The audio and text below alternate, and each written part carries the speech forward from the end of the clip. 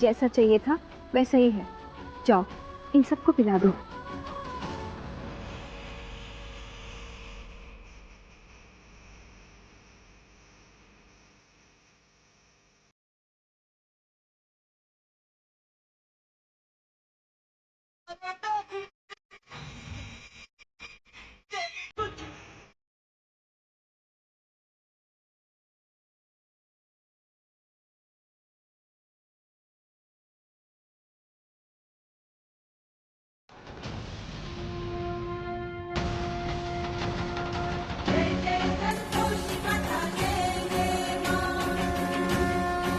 देवेश जी, भैया देवेश जी कहाँ है?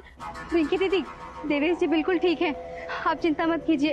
आप बताइए, आप ठीक है? ठीक है। स्वाति, ये देखो सबको होश आ गया। संतोष, आपका बहुत बहुत धन्यवाद सबको होश में लाने के लिए।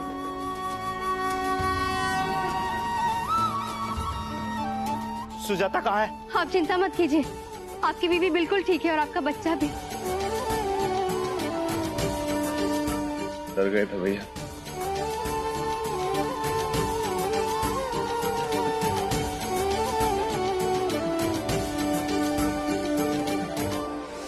किसी ने हमारे खाने में चूहे मारने की दवाई मिलाई।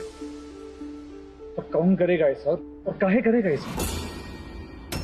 सबने खाना भी शुरू कर दिया। 10 मिनट के अंदर सब खाना खा के बेहोश हो जाएंगे। इसके बाद हम दोनों 9 तो 11। इंद्रेश, इंद्रेश, हाँ हाँ हमने देखा था, मतलब हमने सुना था, वो मैनेजर और वेटर थे ना, उन लोगों को बात करते हुए सुना था हमने। हम इतना घबरा गए थे कि हमें समझ ही नहीं आया कि क्या करना है। वो दोनों सबको बेहोश करके सबके जेवर लेके भागने का प्लान बना रहे थे।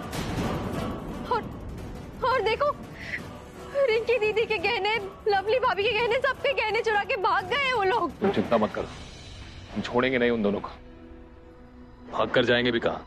वैसे भी कर्फ्यू लगा, बहुत दूर तक जा नहीं पाएंगे।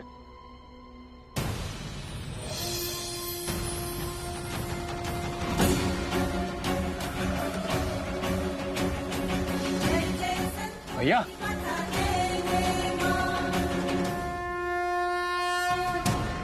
सर, इससे ज्यादा अच्छा जगह कोई नहीं छुपने के लिए। सबका सब बेहोश पड़ा है सब। चलो कहीं कोना देख के तो भाग जाते हैं। हाँ सर, ठीक है।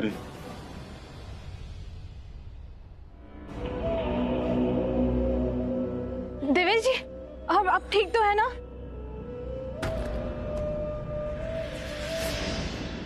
ये क्या हुआ? आप जल कैसे गए?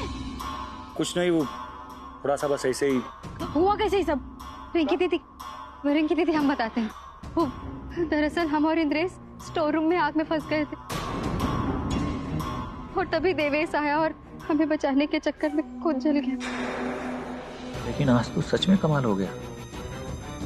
स्वाति के चलते जिसको मारना था उसी को बचाना पड़ गया और खुद जल गए वो अलग। जिसके जैसे कर्म देर या सबेर फल तो मिलना ही है। चल, इन दोनों का किया धरा है सब। इन दोनों ने हमारे खाने में वो चूहे मारने की दवाई मिलाई थी। सबको मार के लूटने का प्लान था इन दोनों का। मारने का प्लान नहीं था। भागने का प्लान नहीं था तो जहर खिलाकर क्या करने की कोशिश कर रहे थे? मारने का बिल्कुल प्लान नहीं था। सच सच बताओ, क्या प्लान था तुम दोनों का? ये बात सच है कि हम चोरी करना चाहते थे, इसलिए खाने में बेहोशी का दवा डाले थे। ये जहर कहाँ से आ गया हमको नहीं पता। जल्दी बताओ, कहाँ छुपा करके हमारे सारे गहने? हमको अभी के अभी सारे के सारे गहने वापस करो। मानो अभी।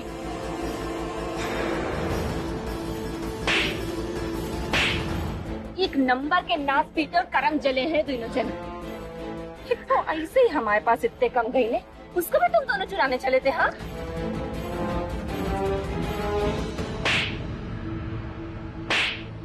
I'll make sure कि तुम दोनों सारी जिंदगी जेल में सड़ो। अरे इन दोनों खोतियों को तो ना इतना मारो कि इनकी नानी याद आ जाए, और तब तक मारो जब तक कर्फ्यू है। हम पर छोड़िए सर, हम करते हैं इनकी खातिरदारी अच्छे से। हम करेंगे इनका जोमेन।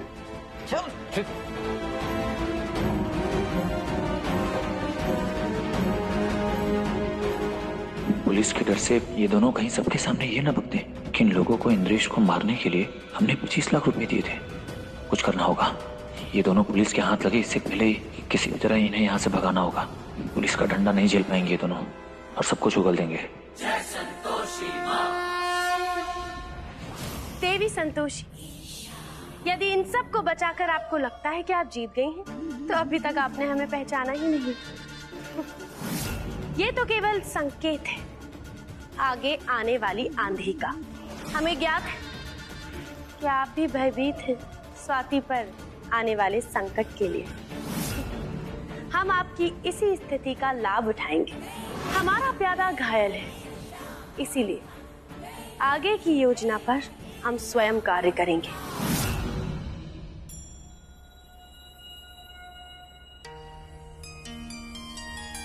जय मां संतोषी।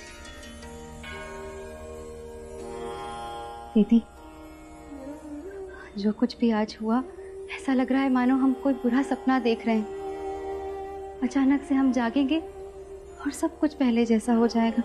तुम निश्चिंत रहो स्वाति, सब कुछ पहले जैसा ही होगा। बस साथ में एक नन्हा सा नया मेहमान भी होगा। सही कह रही है आप। उस बच्चे की जान केवल और केवल आपकी वजह से बची है दीदी, वरना हम तो उस वक्त बहुत घबरा गए थे। हमें लग रहा था जैसे हम अपने पूरे परिवार को, उस बच्चे को, सबको खो देंगे आज। पर देखिए, आप सही समय पर आ गई और सब कुछ ठीक कर दिया। स्वाति, कैसे सब ठीक नहीं होता? तुमने अपनी पूजा का फल मांगा था और साथ ही अपने परिवार की सुरक्षा की प्रार्थना भी की थी, तो फल तो तुम्हें मिलना ही था। आज हम देखिए हमारे पूरे परिवार की, जो बिना किसी कारण पर मुसीबत में है, उन सबकी जान की भीख मांगते हैं आपसे मां। हाँ दीदी, आप सच कह रही हैं। हमारी संतोषी माँ है ही इतनी दयालु। उन्होंने हमारी प्रार्थना को स्वीकार किया और हमारे पूरे परिवार को बचा लिया आज।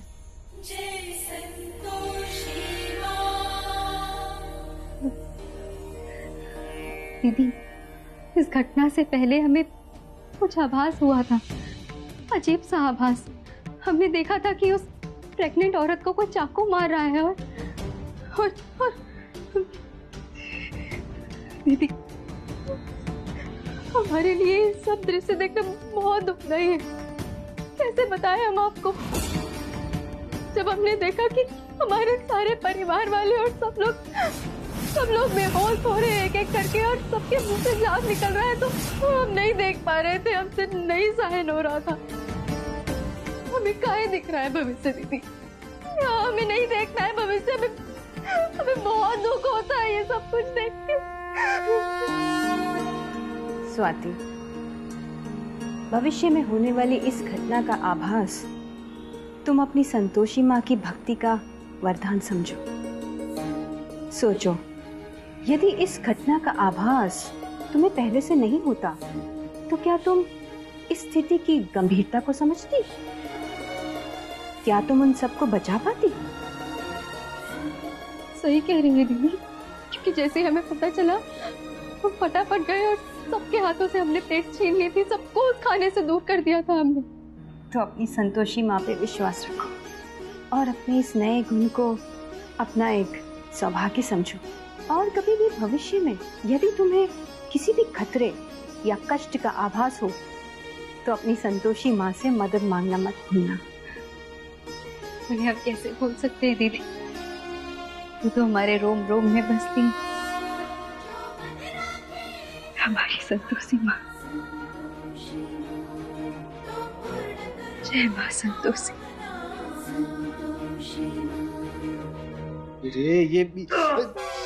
ये तो बहुत जल गया है। स्वाति हल्दी का लेप दी है, बोलिए इससे ठीक हो जाएगा। हाँ तो लगाओ ना, लगाओ जल्दी लगाओ। इतने सारे लोग थे वहाँ पे, किसी को कुछ नहीं हुआ, बस आप ही जल गए। देवी संतोषी, तनिक रुकिए तो आप आ गई देवी पौलमी? हाँ, हमें तो आना ही था। हमारे सिवाय और कौन पूछेगा आपसे कि जो कुछ यहाँ हुआ क्या वो उचित था? हमें ये जानकर अच्छा लगा कि आप ये सोचती हैं कि उचित क्या है और अनुचित क्या है, परंतु आप स्वयं उचित और अनुचित का अंतर नहीं मानती। अन्यथा आप इतने सारे लोगों के जीवन के साथ खिलवाड़ नहीं करती। हमने क्या किया है? जो कुछ किया है वो मनुष्य द्वारा निर्मित है। अपनी ईर्ष्या, स्वार्थ, इन सब के लिए ही उन्होंने ये सब किया है। ये तो लिखित था ना देवी संतोषी? अवश्य लिखित था, किंतु अपने स्वार्थ के लिए आपने जो कुछ भी किया वो उचित नहीं था। आपने इतने सारे लोगों के जीवन को संकट में डाल दिया। अब ये तो हमारी प्रवृत्ति है, अवसर को अपने लाभ के लिए उपयोग करना हमें यही तो आता है। किंतु आपने आज देव विधान के नियमों का उल्लंघन किया है, सबकी जान बचा के। आपने होनी को परिवर्तित किया है। आप शायद भूल रही हैं कि हमें अतिरिक्त शक्तियां प्राप्त हुई हैं, जिनके उपयोग से हम अपने भक्तों की रक्षा कर सकते हैं और उनको मनचाहा वरदान भी दे सकते हैं। तो आप ये कहना चाहती हैं कि स्वाति ने अपने परिवार की रक्षा का वरदान मांग के उसे व्यर्थ कर दिया है, अर्थात उस पे आने वाली विपदा का क्या होगा? स्वाति को उसका मनचाहा वरदान देकर आपने उसके परिवार वालों की और यहाँ रहने वालों की रक्षा तो कर ली, परंतु आगे क्या होगा देवी संतोषी? स्वाति के शिशु पे आने वाले संकट से कौन बचाएगा उसे? बोलिए देवी संतोषी, चुप क्यों है? कुछ बोलती क्यों नहीं? आप मौन हैं? आपके पास इस प्रश्न का उत्तर नहीं, जो स्वयं विघ्नहर्ता गणेश जी की पुत्री है, महादेव की पोती है, एवं जो स्वयं करोड़ों लोगों का कष्ट हरती है, वो आज मौन है। बड़े खेद की बात है ये। आपके इस मौन से आपके भक्त बहुत निराश होंगे देवी संतोषी। कहीं वो ये ना मान ले कि आप भी उनकी रक्षा करने में असमर्थ हैं। हम अपने भक्तों की और उनके परिजनों की रक्षा कैसे करते हैं, ये तो आपको ज्ञात ही होगा ना? अवश्य देवी संतोषी, परंतु यहाँ जो होने वाला था ये तो आपको भी ज्ञात था ना। जितने लोग यहाँ उपस्थित थे उनमें से कुछ लोगों की विष के द्वारा मृत्यु होने वाली थी, परंतु आपने अपनी भक्त के आवाहन पर ना आओ देखा ना ताओ सबको बचा लिया। सोचा नहीं कि ये होनी है और ये तो घटित होगी। मृत्यु इतनी आसानी से पीछा नहीं छोड़ती देवी संतोषी। संभवतः जो विष द्वारा नहीं मरे वो किसी और कारणवश मर जाएंगे, क्योंकि जब मृत्यु आनी होती है तो कोई ना कोई कारण ढूंढ ही लेती है। बस आप देखती जाइए। देवी पौलमी, आप अभी तक भक्त और भगवान के रिश्ते को नहीं समझ पाए, क्योंकि आपने कभी भक्ति की ही नहीं। हमें समझना भी नहीं है देवी संतोषी, क्योंकि हमारे भक्त बिना किसी दुविधा के पूरे संसार में उथल पुथल मचा कर रखते हैं। जब आपके भक्त रो रो कर आपकी प्रार्थना करते हैं, उनके साथ छल हुआ है, घात हुआ है, तो वो कौन करता है? हमारे भक्त ही तो करते हैं। हम तो बस आपके भक्तों को कष्ट में देखकर आनंद प्राप्त करते हैं।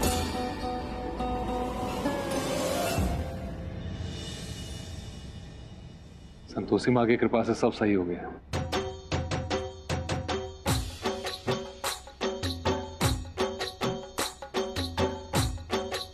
जय संतोषी।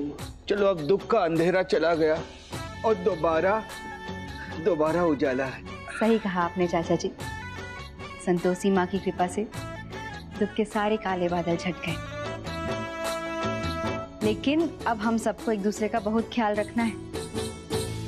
सब एक साथ रहेंगे और एक दूसरे का ख्याल रखेंगे, और संतोषी दीदी के नुस्खों को अपनाकर सब ठीक भी हो जाएंगे। इसलिए हमने सबके एक साथ रहने का प्रबंध भी कर दिया ही है।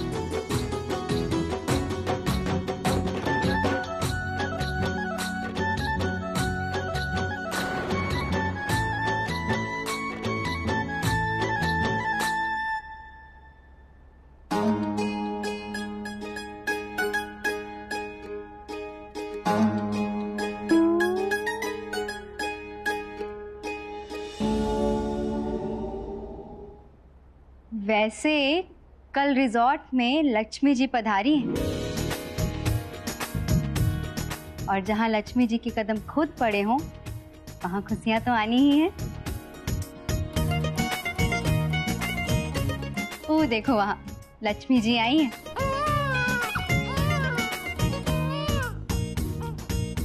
अब कल जो भी कुछ हुआ उसके लिए थैंक यू सो मच। कल आपने जबरदस्त हिम्मत का प्रदर्शन किया। सैमी मैडम, शायद आप प्रदर्शन कहना चाह रही हैं। अब यार आई वही।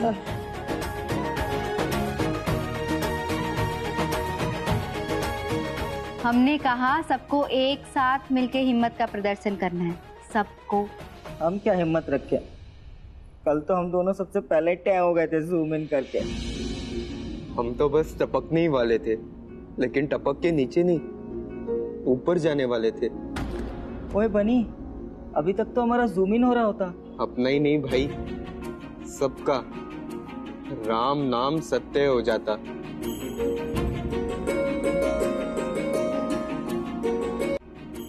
देखो, जीवन और मृत्यु तो उन्हीं का खेल है ना हनी बनी। वैसे ना हमें तुम्हारा ये उदास चेहरा अच्छा नहीं लगता। चलो अब जल्दी से मुस्कुरा दो। हमें घर की, पिंड की, माँ की याद आ रही है। हमें भी घर की बहुत जोर से याद आ रही है। हमें घर जाना है। हाँ, घर तो हमको भी जाना है।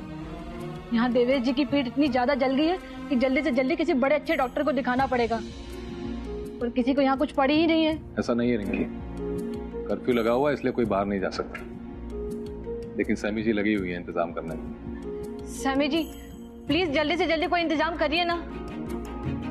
हमें भी घर जाना है। ओए खुत्तियों, जानना तो सबको है, लेकिन अब यहाँ पे जो भी होगा ना साथ साथ झेलेंगे। अब कर्फ्यू है तो है, हादसा हुआ तो हुआ, अब जिंदगी रुकी है तो रुकी है ना। सही कहा चाचा जी, और जिंदगी तो ऐसी ही होती है, कभी कड़ी धूप है तो कभी ठंडी छांव। अरे वाह, क्या बात कही है। इस बात पर तो एक गाना होना चाहिए। लाओ भाई अपना टमटमा लाओ, रेडियो।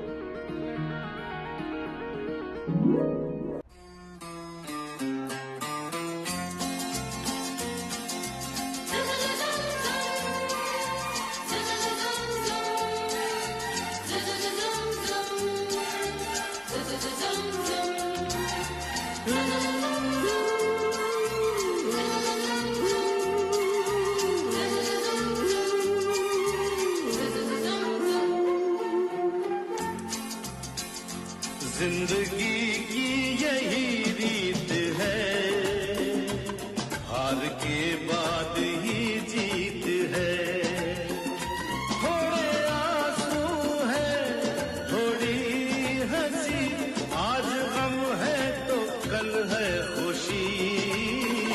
जिंदगी की यही रीत है, हार के बाद ही जीत है।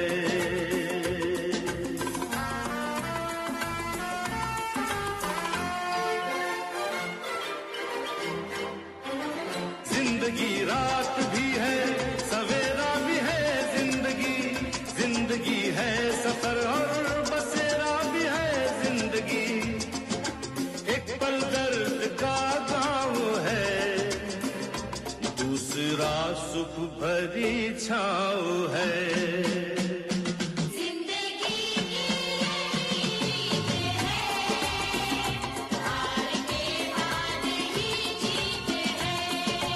मेरे प्रिय भक्त के प्रयास से सब कुछ ठीक हो रहा है। सब कितने खुश लग रहे हैं। इंद्रेश, हम इस पानी और किनारे की तरह है ना, एक दूसरे के बिना बिल्कुल अधूरे, है ना? जैसे नाव बिना पतवार, चाय बिना कप। नहीं मतलब चाय बिना कप की हो सकती है, लेकिन चाय पत्ती के बिना चाय नहीं हो सकती। वैसे ही हम तुम्हारे बिना नहीं हो सकते। वैसे संतोषी माँ की कृपा से सब सही हो ही गया।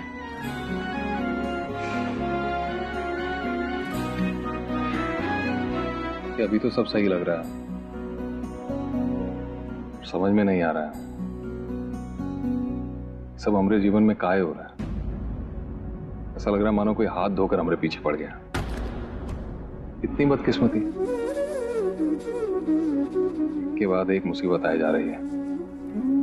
वो समय जो हमरे तुम्हारे लिए जीवन का सबसे सुंदर समय होना चाहिए,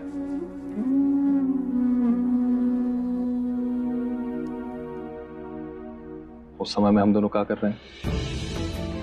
लोगों की जान बचा रहे हैं, इधर उधर भाग रहे हैं, डीएनए टेस्ट करवा रहे हैं, अग्नि परीक्षा दे रहे हैं।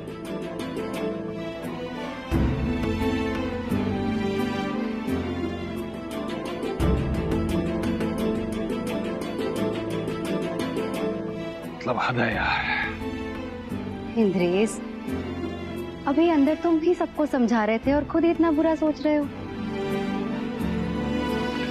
माना हमारी जिंदगी में बहुत उथल पुथल है, पर अंत में सब सही भी तो हो जाता है ना। तो अंत भला तो सब भला।